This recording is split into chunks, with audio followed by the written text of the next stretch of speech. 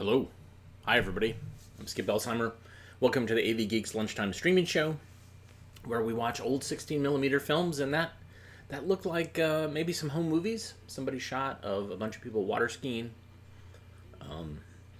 We show, and we digitize actually a lot of home movies here at AV Geeks.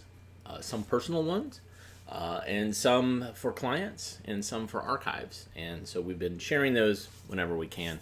And then every once in a while we do a home movie day where we show a bunch of home movies. Let's see what we got here. Let's watch, this is not a home movie. This is Atomic Rocket Test in the South Pacific. Enjoy. With the help of rockets, scientists have gone even further and turned nature itself into a gigantic laboratory. In one of the most dramatic experiments ever attempted by man, rockets, equipped with small atomic devices, were prepared for launching from shipboard in the South Atlantic.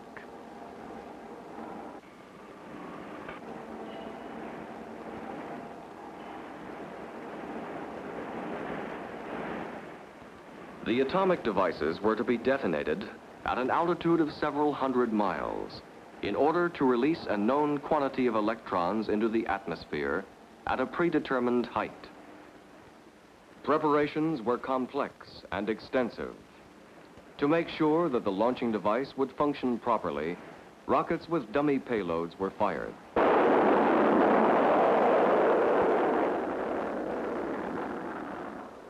Instrumented and prepared for launching from the Atlantic seaboard at the time of the atomic bursts. These were the flying laboratory was set up to measure the effect of the bursts at high altitude.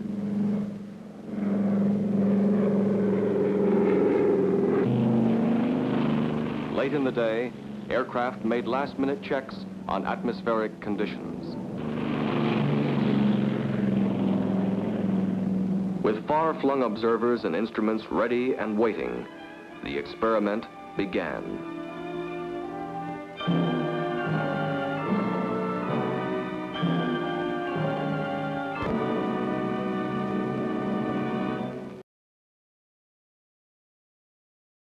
That is just a segment. We don't know where it came from, but yeah, it is exciting nonetheless. And that could have, again, been somebody must have taken a longer film and cut it up and then sold that segment on eBay. Not quite sure, but it's annoying. I don't know why this is not. There we go. Sorry, I had to mute on my other computer. Let's watch a film about cattle country, brought to us by Young American Films.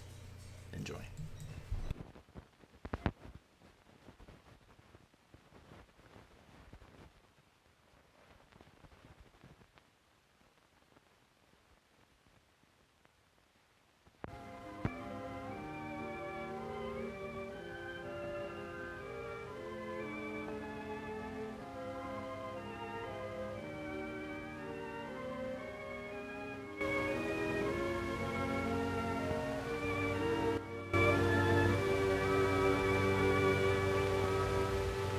The vast spaces of Western Canada breed hardy men, like the Indian cowboy in big hat, bright shirt, and worn leather chaps. Like the ranch hand, jack of all trades, pressed into service for the rush of work at the spring branding. Like the cattleman, counting his herd by the 1,000 head and planning his pastures over 100,000 acres. They are men who pitch their tent on the rolling plains, who like a free life away from the crowd, their days out of doors, and their work on horseback. The foothill land of the Rockies is the Canadian cattle country. South from Calgary and out from the old cow towns of Lethbridge and Medicine Hat, the prairies are too dry for grain farming. But here and through the Cypress Hills, the soil and the climate are good for cattle raising.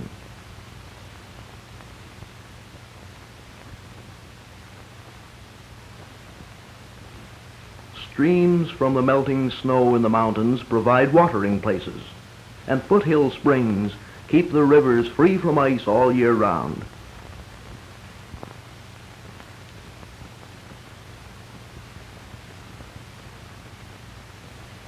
The ground is uneven, but between the river coulees and the long valleys stretch the high plateaus covered with the dry, rich prairie grass.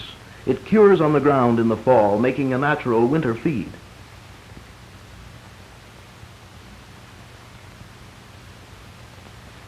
And here in winter, warm winds called Chinooks blow from the Pacific across the Rockies, through the Crow's Nest Pass, licking the snow from the grass so the herds can forage. This country where the buffalo once roamed and the prairie wool is ideal range for the white man's cattle. In the old days, cattle used to die by thousands during the hard winter.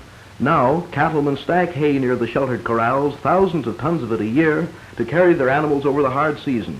They also choose breeds carefully and cull out poor-type animals. White-faced cattle, Herefords, are most common in the West.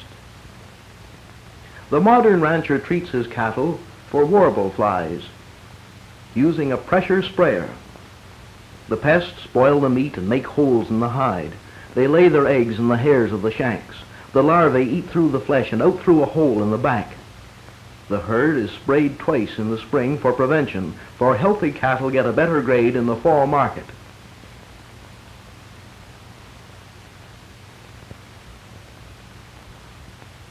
Modern ranching is business on a large scale. When Sandy Gilchrist counts his cattle, one match equals 100 head, and he's holding a handful of matches.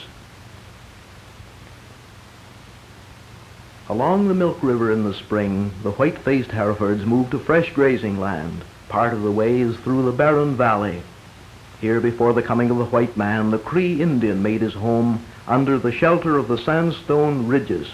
Tens of thousands of years ago, glaciers gouged out weird formations called writing stone, and skeletons of dinosaurs remind us that centuries ago the land here was lush and fertile, pasturage for the huge prehistoric beasts.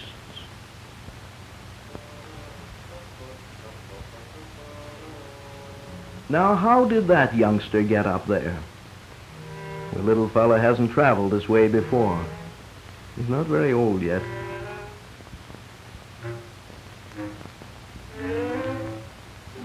Are you all right?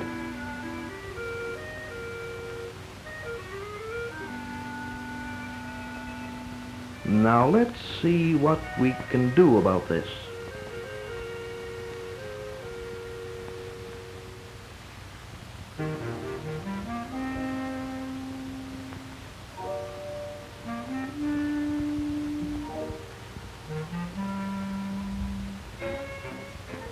There we are. Hurry, let's catch up with the rest of the gang. Trouble again? What a life. You better cheer up, fella. There's a long way to go yet.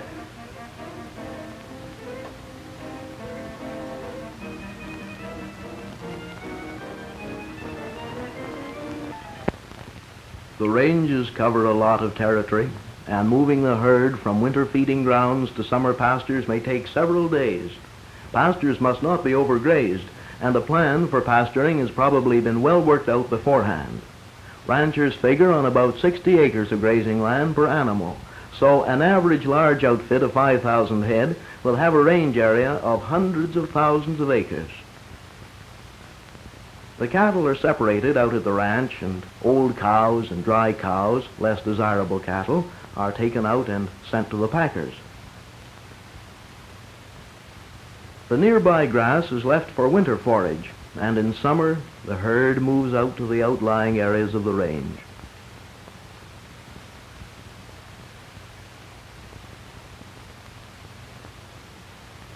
In the fall, the foreman and the boys cut out the steers for market. They work hard, 11 hours a day in the saddle sometimes. Many of the steers have been handled only twice in their lives and are half wild. It takes teamwork, 5 men working together to handle 1,400 head.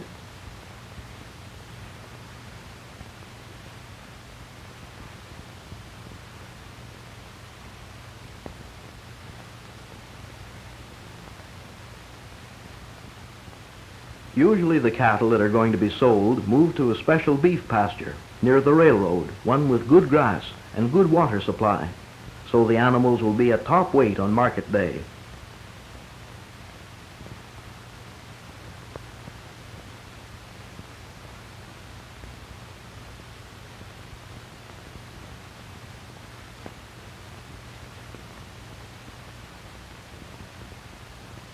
Sometimes, instead, the cattle move to feeding lots for several weeks of more concentrated feeding before market. They get a scientific diet of wheat and barley, hay and pulp. Every day 60 pounds, and every day that 60 pounds of feed makes 2.5 more pounds of steer, till each animal is 1,300 pounds of finished beef on the hoof. From the feeding lots or the ranges, on the road to market, cattle have right of way down Main Street. Shipping day at the railway corrals is a big event. Cattlemen come from miles around to ship and collect. They have watched the market quotations carefully to see what is the best time to sell. First the fat cows and heifers, then the steers.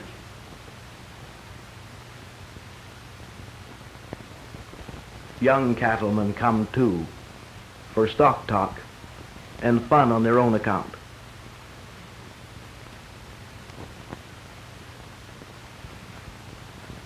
The mark of the Diamond Lazy A. Royal Canadian Mounted Police are on hand to check the brand marks. The West has always raised cattle. Prime beef for Canadian kitchens and camps, for the tables of England, Alaska, Newfoundland, and the West Indies is rolling out from the Western Canadian cattle country.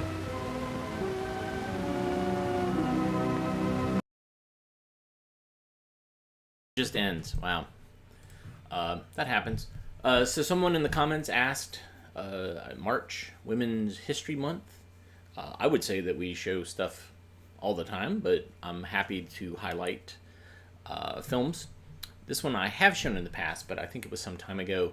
And this basically was made while it was happening. So this isn't like a historical look back. This is like what was happening at that time. And this is about women's effort on the home front during World War II, what they did basically to help to fill the gap left by all the men who went to go to Europe and Asia, etc. And so this is women in the workplace who, and what's related to that. And so I'm not sure, I can't remember if this is a call to get more women aimed at women, or is it aimed at people that own factories, management, who knows. But anyways, here's Women in Defense. Enjoy.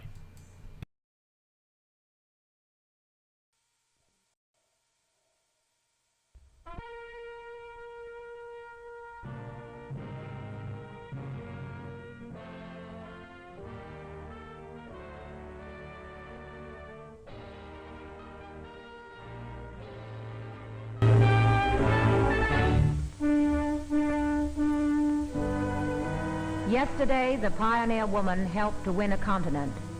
Today, with the same spirit of determination, American women are working to save this way of life, working to save the nation from the impact of total war, working to build a sure defense. American women are alert to the dangers which threaten our democracy today. Women trained in science are testing and observing and working to discover new ways to meet this threat. Other women, skilled and unskilled, are asking, what can I do to help? This film will show what women are doing and what they can do. Every woman has an important place in the National Defense Program, in science, in industry, and in the home.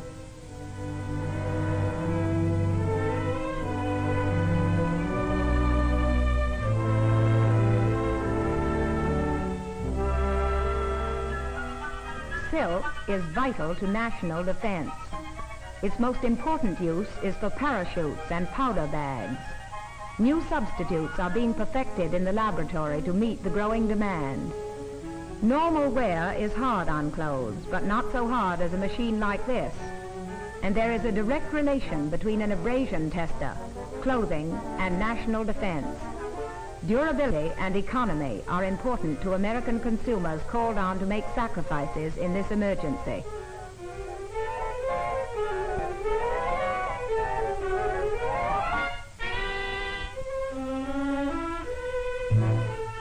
Defense is more than military equipment and armed forces.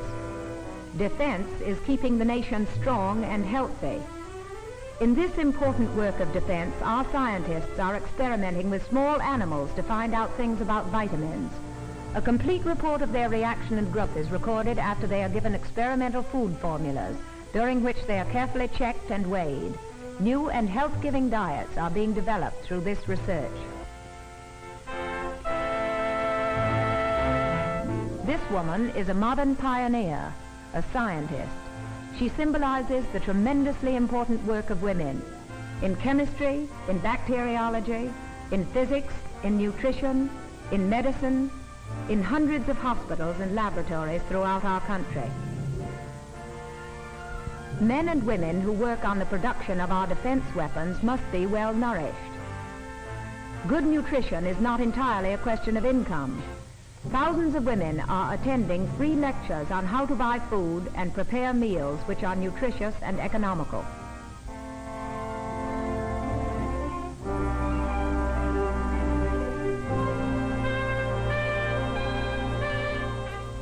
Women working in industrial plants need costumes which are comfortable and safe around machinery. Uniforms which meet these needs have been designed.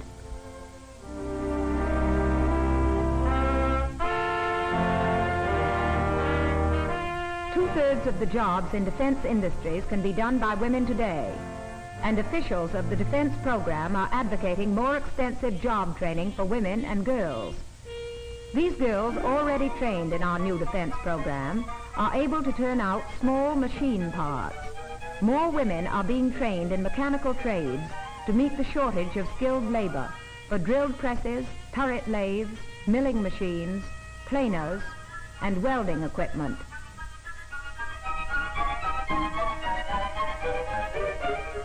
Women are being recruited daily to help make planes for the nation's air forces. 3 million women in factories all over the country are making things. Sewing strong fabrics, sewing control surfaces for our fighter planes. In a war in which so many machines and tools and so much metal is required, it is strange how much sewing there is. Women are bringing a natural skill to an important job. Their efficient contribution is helping us to speed up production of bombers and fighting ships.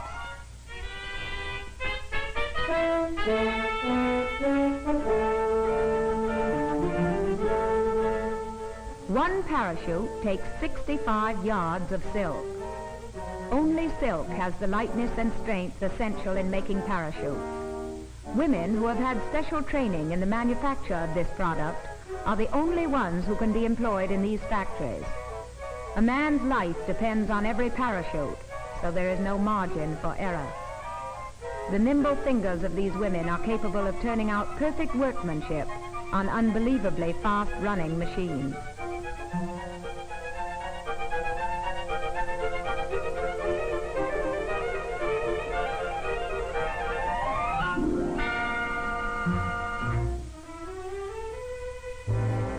These highly specialized industries are finding women extraordinarily efficient and are using them more and more in the making of precision instruments which are so essential in war today. All of these instruments require ball bearings or roller bearings. Bearings so precise that experts must use a microscope for assembly. This is work in which women excel, giving it constant care and alertness. Women's hands, thousands of them, skillful, patient, and accurate, are assembling parts precisely dimensioned, without which no bomber could fly, and without which no mechanized land unit could move.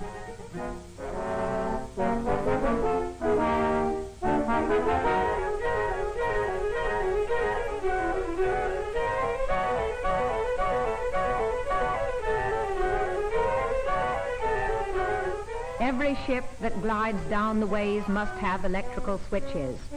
Women today are assembling, gauging, fitting together, riveting, drilling, and making them. This work requires fingers that move with lightning speed. Every defense worker doing her job well. That's the battle of production and the essence of defense.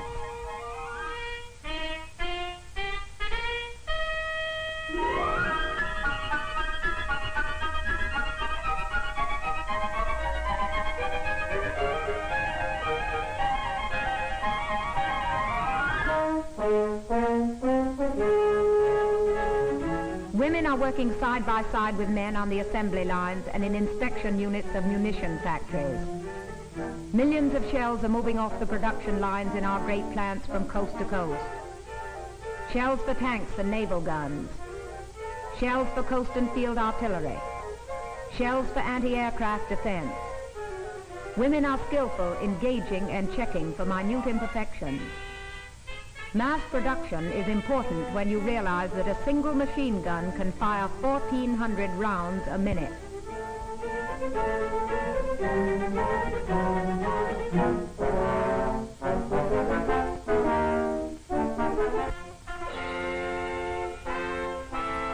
Again, we turn to the women who are asking, what can I do for defense? The American Women's Voluntary Services provides instruction in many basic skills to over 80,000 women.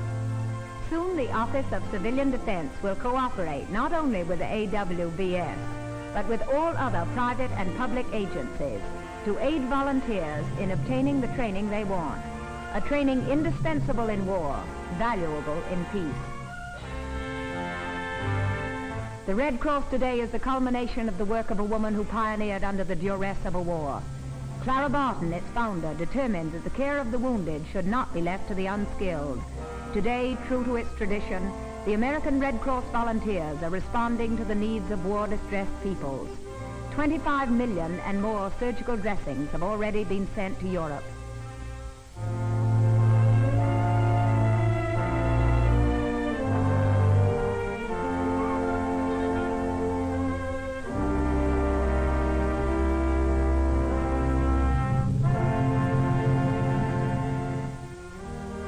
Medical science's newest weapon against death is the blood bank. Thousands of women today are giving their blood, giving the essence of life to save life.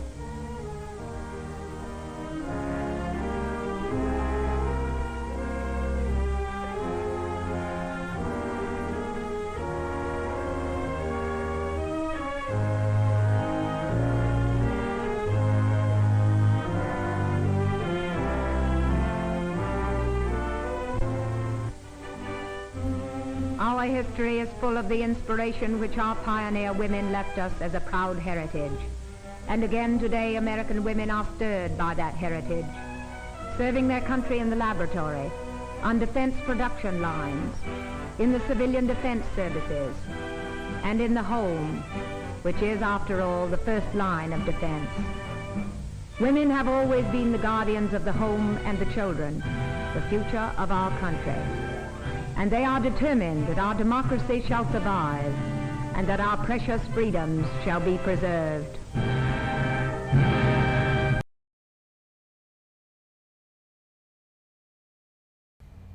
Wow, pretty great.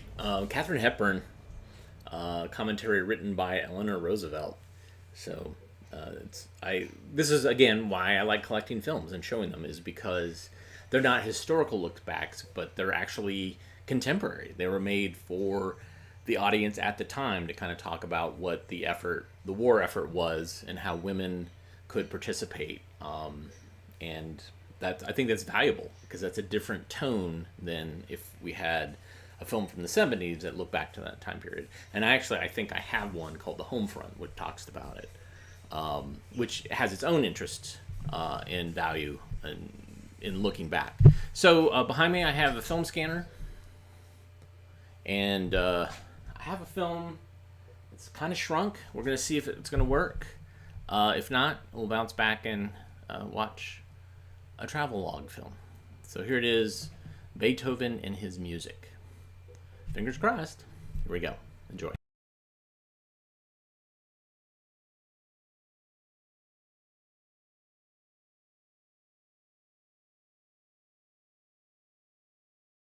Perhaps it is this personal quality, this appeal to the human heart, which makes Beethoven's music loved and enjoyed today, as it was in his time.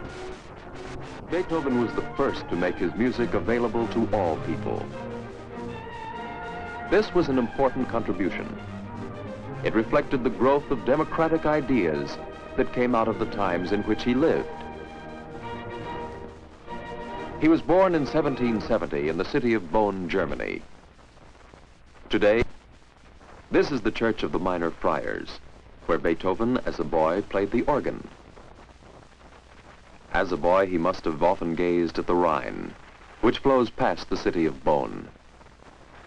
Along the Rhine, too, the castles of German nobles looked down on a way of life which had not changed for centuries.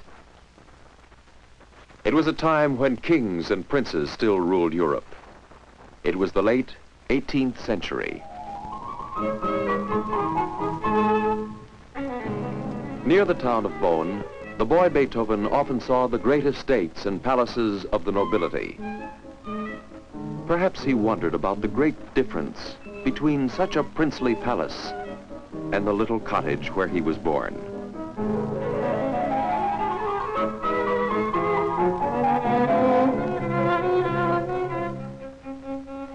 The little upper room where Beethoven was born is part of the plain whitewashed garret. And yet the family owned a piano. Beethoven's father, a court singer, taught the boy to play. At 10, he was taking lessons on the violin. In later years, he was to write many compositions for violin and piano, including his sonatas. The one we are hearing is the Violin Sonata No. 2, one of his earliest. As a young man, he left Bonn to seek a better living in Vienna. There, he spent the rest of his life. Vienna was the home of great composers. Haydn, master of classic music, and Mozart, the great. Like Mozart's music, Beethoven's early works reflect the classic tradition of balance and design, music that is often compared to the form and balance of classic architecture. Like Mozart, too, Beethoven wrote much of his music for wealthy patrons. In the palace of his patron and friend, Prince Lobkowitz, Beethoven often performed. The music he played was chamber music, written for the drawing room. In Beethoven's time, this might have been a setting for a performance of the Archduke Trio, one of his chamber works.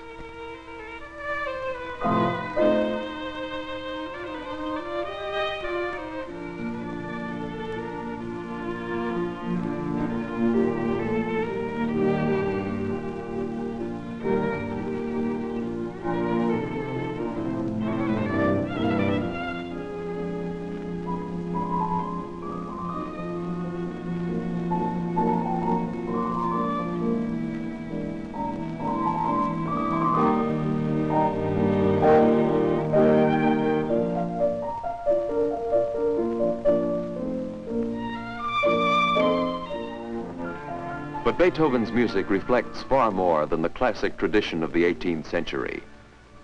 For this century was also a time of change.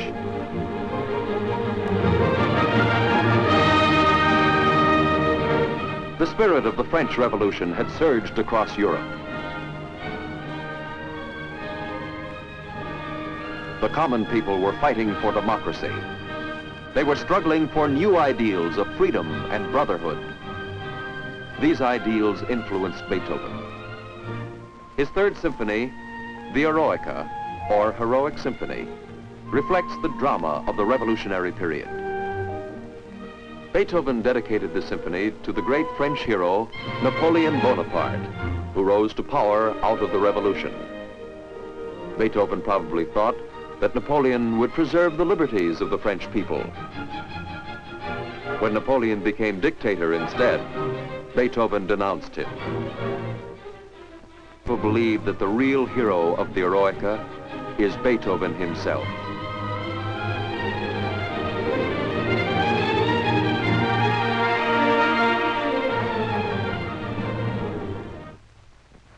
kind of man created such dramatic music? He was a man of many moods.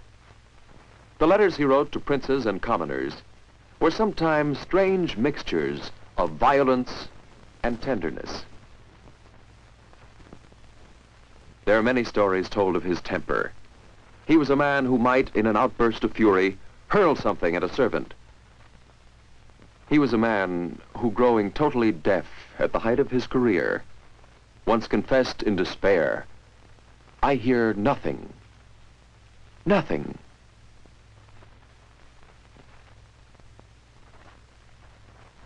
And yet, although he was deaf, there poured from his mind a torrent of music.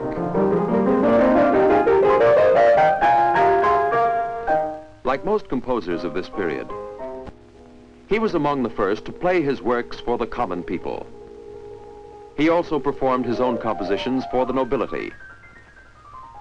These included the princes of Imperial Vienna.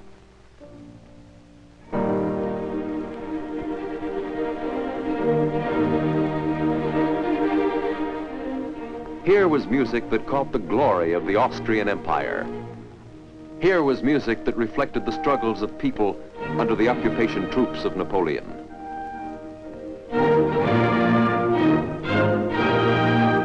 Here was music that portrayed the of freedom was Goethe, the German poet whom Beethoven knew. For Egmont, a historical play by Goethe, Beethoven wrote incidental music. The Egmont Overture reflects the heroic story of a champion of freedom. His name was Count Egmont. As a leader of the Dutch people, Egmont gave his life in their historic struggle for freedom from Spain. This was the kind of theme that appealed to Beethoven and his love of liberty. The music for Egmont is powerful, dramatic, heroic.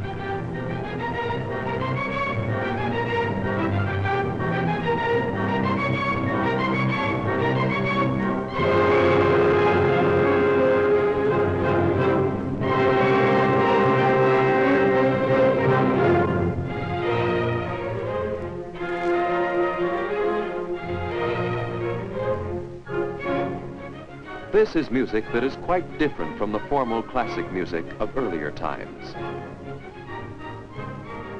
Beethoven's personality is a part of this romantic music. "You will ask me," he once said, "where I get my ideas. That I cannot tell you with certainty. They come unsummoned. I could seize them with my hands in the open air, in the woods while walking, in the silence of the night, in the early morning." And these ideas that Beethoven seized, he set down in notes that combined the classic music of form and tradition and the romantic music of emotion and feeling.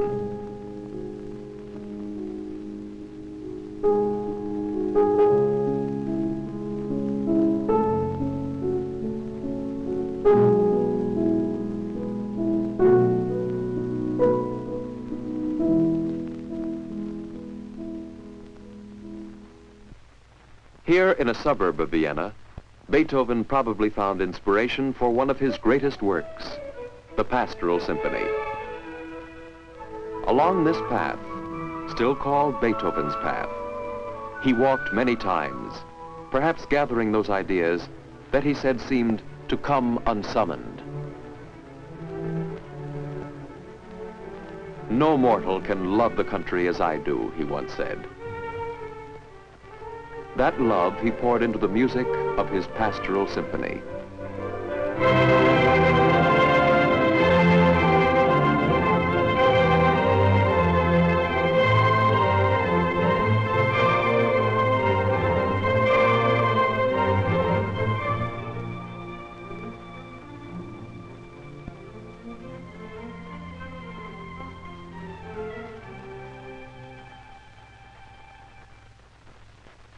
During his lifetime, Beethoven wrote 9 symphonies. In Vienna, he continued to compose to the end of his life. And always he was the unconquerable genius, That genius gave to all people a world of music that they had never known. It is music which blended the traditions of classicism and the moving spirit of romanticism. I do not fear for my works, Beethoven said, and whoever shall understand them, he shall be free from all the misery that burdens mankind.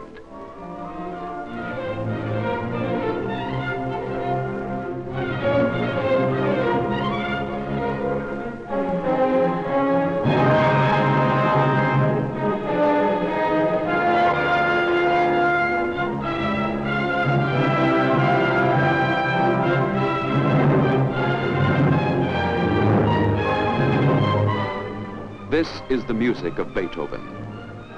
Powerful, inspiring, majestic. Music for all people, for all time.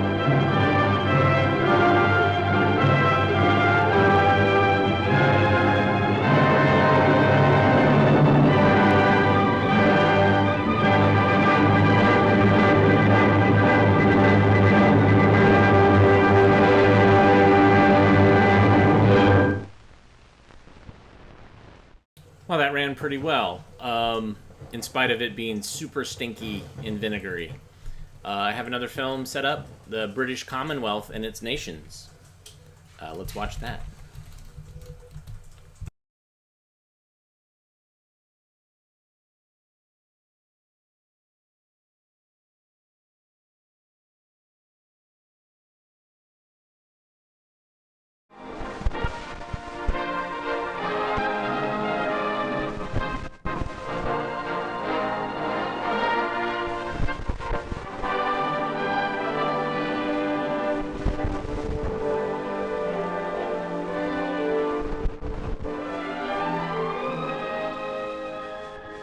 Every year in London, a meeting of prime ministers takes place. These officials represent independent nations, which are members of an organization called the British Commonwealth of Nations.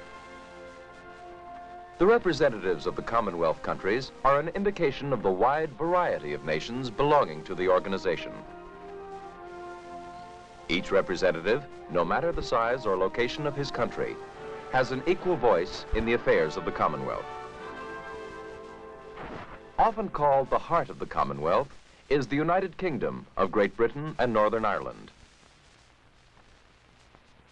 By the early 1960s, this international partnership included Cyprus, Sierra Leone, Ghana, Nigeria, Tanganyika, Uganda, Pakistan, India, Ceylon, the Federation of Malaysia, Australia, New Zealand, and in the Western Hemisphere, certain islands in the British West Indies and Canada. Areas controlled by these nations were also included in the Commonwealth. So altogether, Commonwealth lands covered about 1/4 of the land surface of the Earth and included 1/4 of the world's population. To understand this worldwide organization, we must know something about the historic and economic foundations. Perhaps the basic historic foundation was begun during the reign of Queen Elizabeth I. Then, English sea captains, such as Martin Frobisher, Sir Francis Drake, and others, explored vast areas and claimed for England many parts of the world. Their exploring and seafaring activities reached a climax in 1588, when English naval forces defeated the Great Armada of Spain. This victory established England as a great world sea power. Soon after this, English settlements were established in North America, Bermuda, and the West Indies, and later in Africa, Australia, and New Zealand. English merchants, desiring trade with the newly discovered and settled lands, formed trading companies. The trading companies, symbolized by the flags of such organizations as the Hudson's Bay Company and the English East India Company, were among the first to develop economic ties between England and far-flung areas. The English East India Company established in India a number of trading posts or factories between 1600 and 1700. While in Canada, Hudson's Bay Company traders enriched the British economy by exchanging manufactured goods for furs and other natural wealth. So through trade in North America and in Asia, historic and economic foundations were being laid for a British empire. An empire to which, after 1800, were added lands in Africa and other parts of the world. Of great help in establishing European culture in these areas were missionaries who left England to spread Christianity in many parts of the growing empire. This missionary movement was to become another of the historic foundations of the Commonwealth. Still another historic foundation, especially in India and in Africa, was the development of remote areas by Cecil Rhodes and other men known as empire builders. In 1839, the Earl of Durham, a British statesman, suggested that certain colonies of the empire be governed by their own people. Lord Durham submitted a report recommending that Great Britain grant her colony of Canada full responsibility for its own government. This report of 1839 laid another of the historic foundations of the Commonwealth, the freeing of colonial governments by the Parliament of Great Britain. Thus, the colony of Canada became, in 1867, the Dominion of Canada, a self-governing nation. In 1901, Australia achieved independence, followed by New Zealand in 1907. The Union of South Africa established its own government in 1909.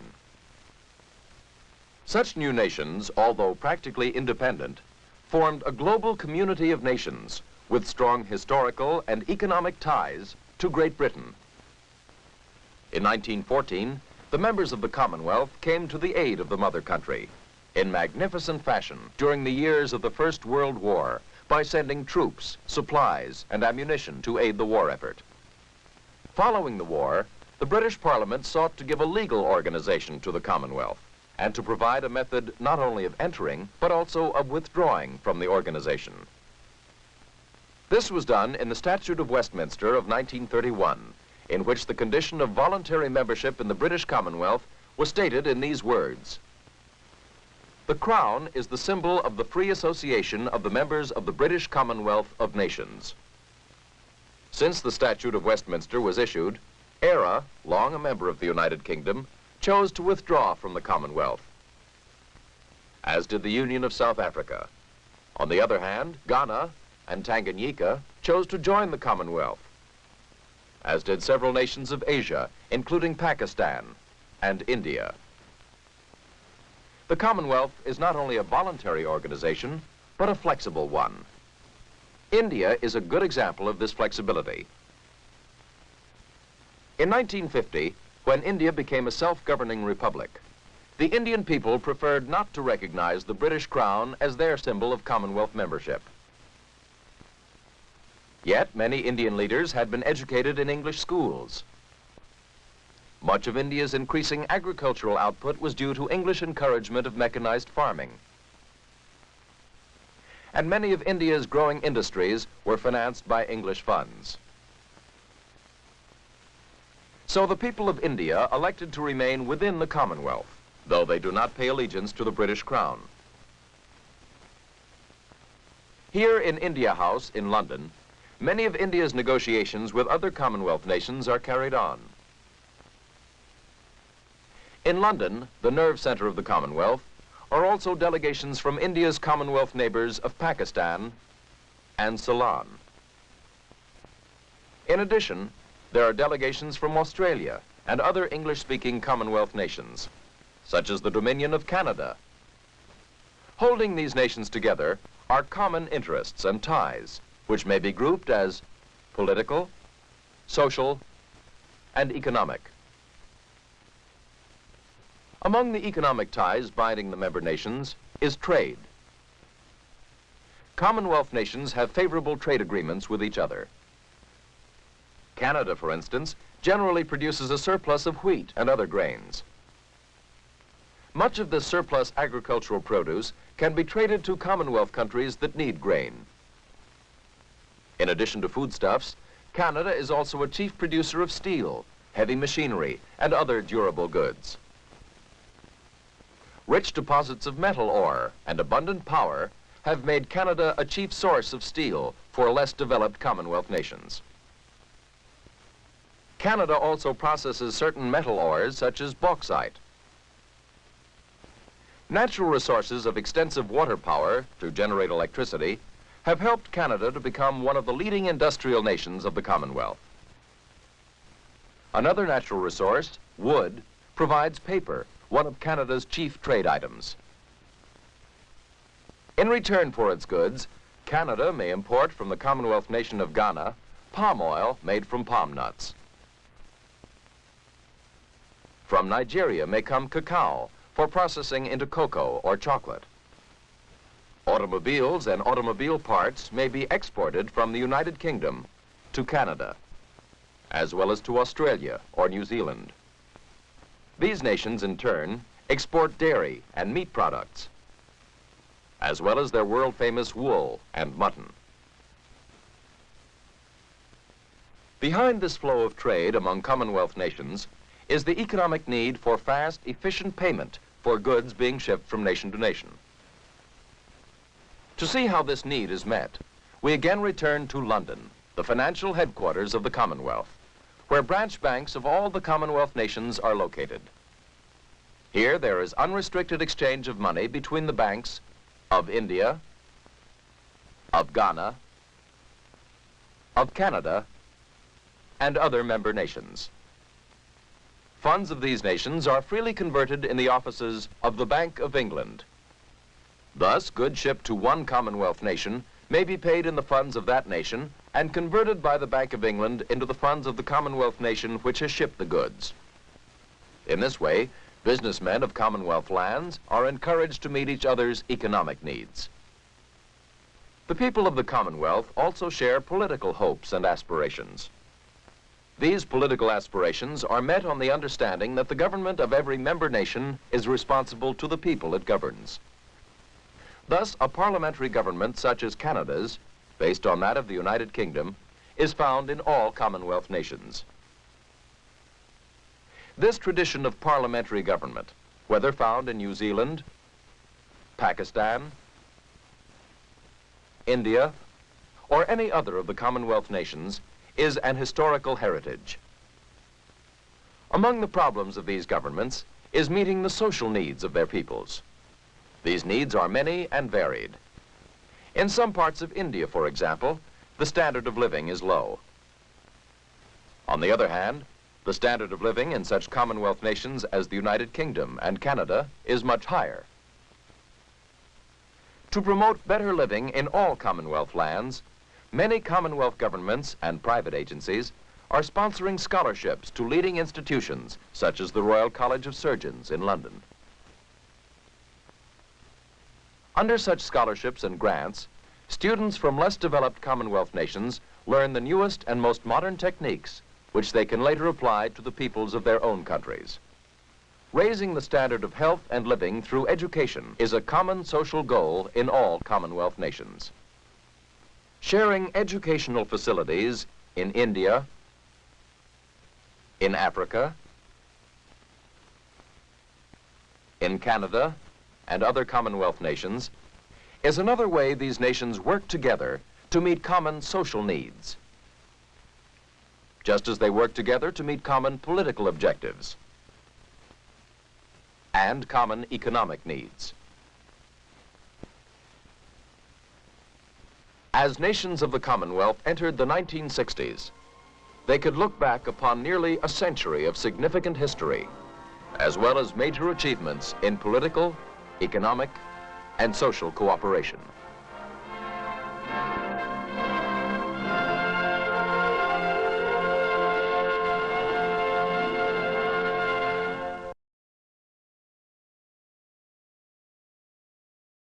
I don't know if you noticed the kind of weird kind of that's because the film has begun to curl and shrink because it's has an acetate base, and the base is beginning to shrink and stinks like vinegar. So that's what we were seeing. We saw a film that talked a little bit about India as far as a British Commonwealth, or used to be a British Commonwealth. Let's look at India as a destination for Pan Am Airways. Enjoy.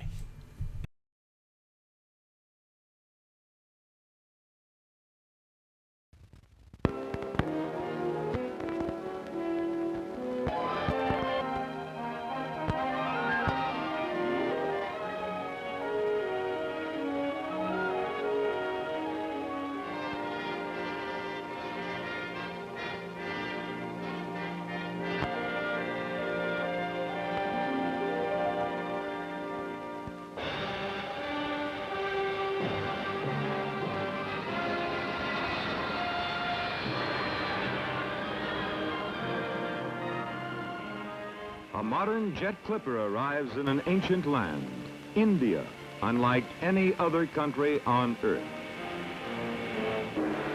In store for travelers are unforgettable surprises. As modern as the cities may appear, there is still a mood of the ages, an aura that casts a spell and carries the newcomer over centuries and time. For here were well-planned cities with buildings of brick 7,000 years ago.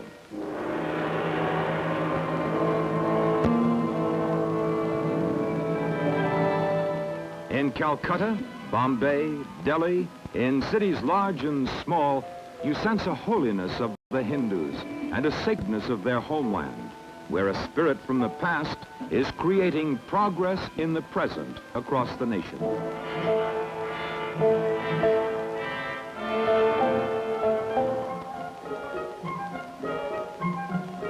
You begin to feel the mysticism.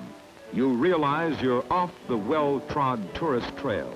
You're in a unique civilization, one of the oldest in the life of man, among the largest of all countries and one of the most populated, 1/7 of the human race, 438 million people.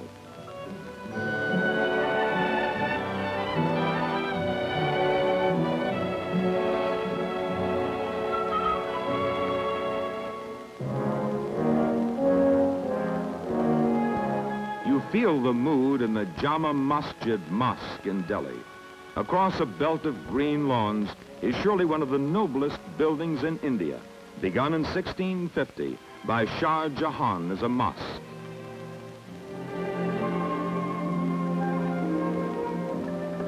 An insight into the people of India must include a voyage down the Ganges. Besides using the river for transportation, they use it for cleansing the body and spirit.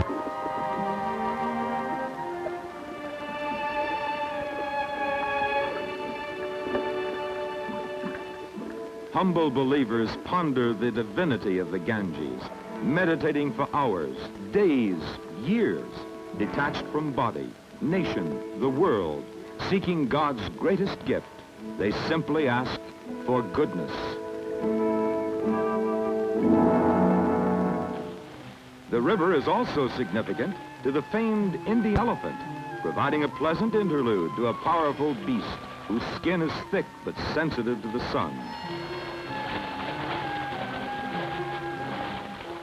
Like stepping out of prehistoric times, the mammoth pachyderm is a valuable tool in the hands of diminutive man. The elephant's seeming ability to understand is one of the wonders of nature. The placid Indian is deserving of this four-footed tractor and has gained the reward through character and goodness. For the secret to training the giant is time, patience, and kindness. Not only in the timberlands, they also help out with the tourist trade. With a minimum of spoken commands, the driver steers with his feet. A proud picture to show the folks back home is a photograph taken from an elephant's back. If you don't get rocked to sleep, this is a good way to see the sights. Still ahead is Amber Fort. Here was the capital of the Ur, with a hall of mirrors and by panels of alabaster with the finest inlay.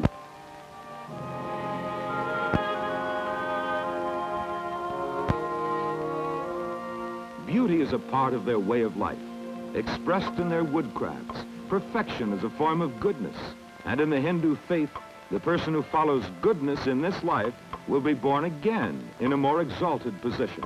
His products are collector's items across the sea.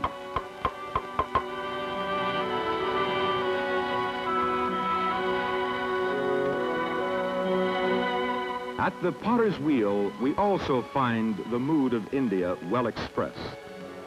Deep concern over a mound of clay describes an artist, not a mere craftsman.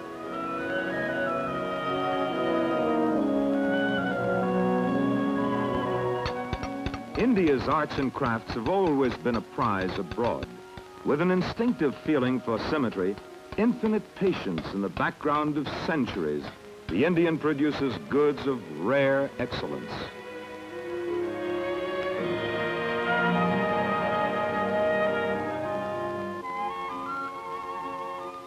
But what part does the elegant sari play in the character of India?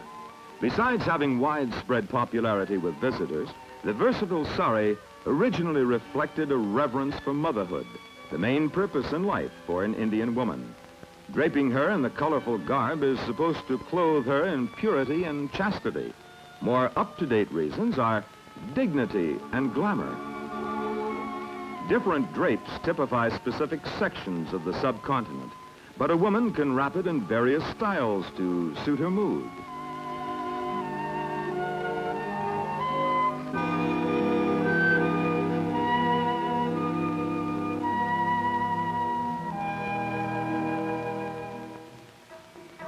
Even in the dance, there is the traditional reserve and restraint within the performers.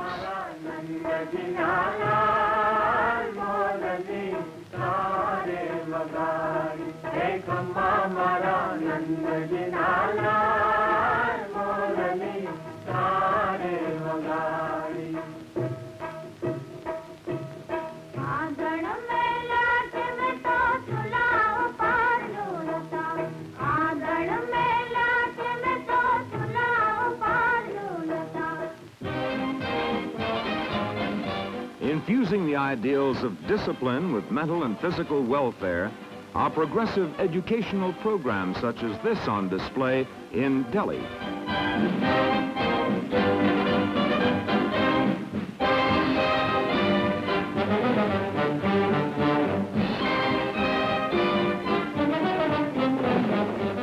Reminiscent of days gone by, the horsemen of the palace guard drill in precision.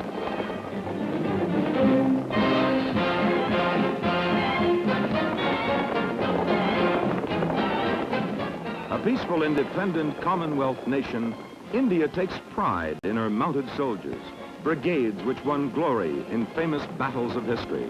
The whole world has read the adventures of the Bengal Lancers.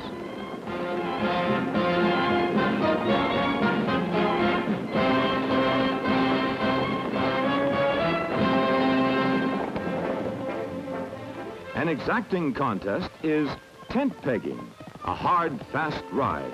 A dangerous stab for a tiny stick. He got it. The coordination and timing must be perfect. Will this Lancer get it? He missed it. Too bad. The game's as old as the cavalry and as popular as ever in India today.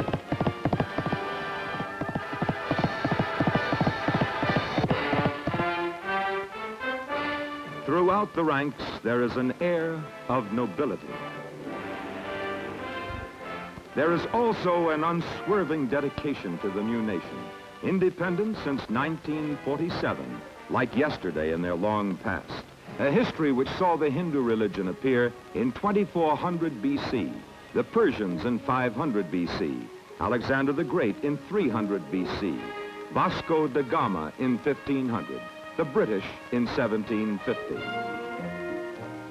Can ornate structures of another age tell us of a people today?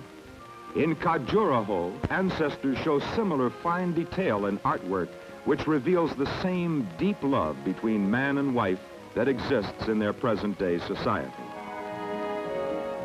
At the Palace of Breezes in Jaipur, you see an exquisite example of elaborate and fanciful architecture, but the people themselves remain ultra-conservative in their personality.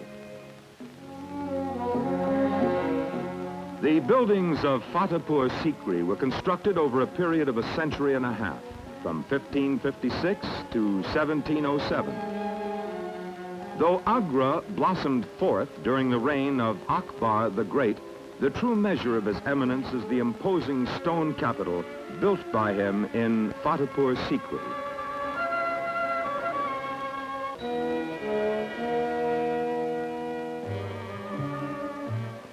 "26 miles from Fatehpur Sikri is Agra Fort, a mile and a half in circumference, of almost unbroken masonry with glistening towers. A palace fortress, the rusty red structure with white domes encloses many relics of old splendor. Today, Agra's world fame is due mainly to a radiant structure described as the most beautiful of man's masterpieces. Caught in the mood of the romantic Taj Mahal, renowned as the poem in white marble, we might imagine the words of its inspiration. Beauty is love, love is beauty. For it was a man's adoration for a woman that produced this jeweled edifice 3 centuries ago, an Indian ruler's undying love for his wife, Mumtaza Mahal. Now timeless, ageless, the Taj Mahal belongs to the whole world as a monument to love.